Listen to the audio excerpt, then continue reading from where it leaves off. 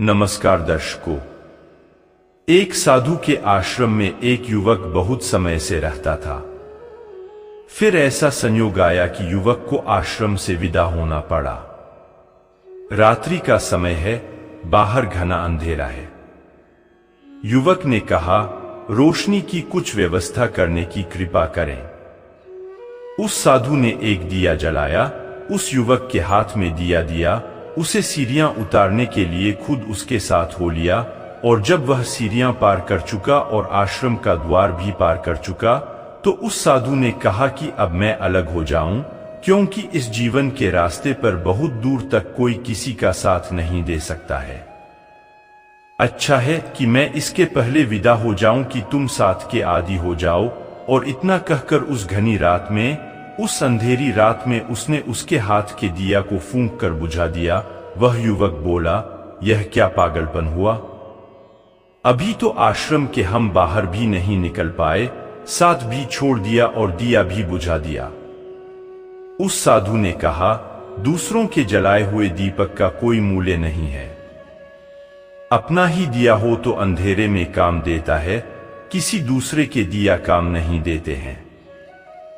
खुद के भीतर से प्रकाश निकले तो रास्ता प्रकाशित होता है, और किसी तरह रास्ता प्रकाशित नहीं होता है। मैं निरंतर सोचता हूं, लोग सोचते होंगे कि मैं आपके हाथ में कोई दिया दे दूंगा जिससे आपका रास्ता प्रकाशित हो जाए, तो आप गलती में हैं। आपके हाथ में कोई दिया होगा तो मैं उसे बड़ी निर्ममता से फूंक कर बुझा दे सकता हूं। मेरी मंशा और मेरा इरादा यही है कि आपके हाथ में अगर कोई दूसरे का दिया प्रकाशित हो तो मैं उसे फूंक दूं, उसे बुझा दूं। आप अंधेरे में अकेले छूट जाएं, कोई आपका संगी साथी हो तो उसे भी छीन लूं, और तभी जब आपके पास दूसरों का जलाया हुआ प्रकाश न रह जाए और दूसरों का साथ न रह जाए, तब आप जिस रास्ते पर चलते हैं, उस रास्ते पर परमात्मा आपके साथ हो जाता है। आपकी आत्मा का दिया जलने की संभावना पैदा हो जाती है। सारी जमीन पर ऐसा हुआ है। सत्य की तो बहुत खोज है, परमात्मा की बहुत चर्चा है, लेकिन ये सारे कमजोर लोग कर रहे हैं, जो साथ छोड़ने को राजी नहीं हैं और जो दिया बुझाने को राजी नहीं है।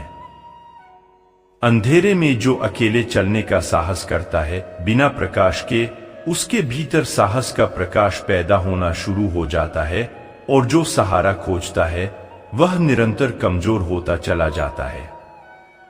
भगवान को आप सहारा न समझें, और जो लोग भगवान को सहारा समझते होंगे वे गलती में हैं। उन्हें भगवान का सहारा नहीं उपलब्ध हो सकेगा। कमजोर लोगों के लिए इस जगत में कुछ भी उपलब्ध नहीं होता, और जो शक्तिहीन है और जिनमें साहस की कमी है, धर्म उनका रास्ता नहीं है।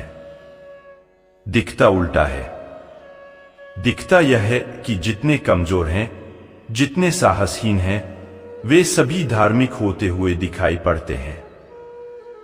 कमजोर को, डरपोक को, जिनकी मृत्यु करीब आ रही है, उनको घबराहट में, भय में धर्म का ही मार्ग मालूम होता है। इसलिए धर्म के आसपास कमजोर और साहसहीन लोग इकट्ठे हो जाते हैं, जबकि बात उल्टी है। धर्म तो उनके लिए है जिनके भीतर साहस हो, जिनके भीतर शक्ति हो, जिनके भीतर बड़ी दुर्दम्य हिम्मत हो, और जो कुछ अंधेरे में अकेले बिना प्रकाश के चलने का दुस्साहस कर सकें। तो यह मैं प्राथमिक रूप से आपसे कहूं। दुनिया में यही वजह है कि जब से डरपोक लोगों ने धर्म को चुना है, तब से धर्म कमजोर हो गया, और अब तो सारी दुनिया में कमजोर ही धार्मिक हैं। जिनमें थोड़ी सी हिम्मत है वे धार्मिक नहीं हैं। जिनमें थोड़ा सा साहस है वे नास्तिक हैं, और जिनमें साहस की कमी है वे सब आस्तिक हैं। भगवान की तरफ सारे कमजोर लोग इकट्ठे हो गए हैं, इसलिए दुनिया में धर्म नष्ट होता चला जा रहा है। इन डरपोक लोगों को भगवान तो बचा ही नहीं सकता, ये कमजोर भगवान को कैसे बचाएंगे? कमजोरों की कोई रक्षा नहीं है, और कमजोर तो खुद ही निर्बल है, तो वो किसी की रक्षा कैसे करेंगे। सारी दुनिया में मनुष्य के इतिहास के इन दिनों में, इन क्षणों में जो धर्म का अचानक ह्रास और पतन हुआ है, उसका बुनियादी कारण यही है। यदि मैं आपसे कहूं कि अगर आप में साहस हो तो ही धर्म के रास्ते पर चलें, क्योंकि इसी स्थिति में चलने पर धर्म का मार्ग खुलता है।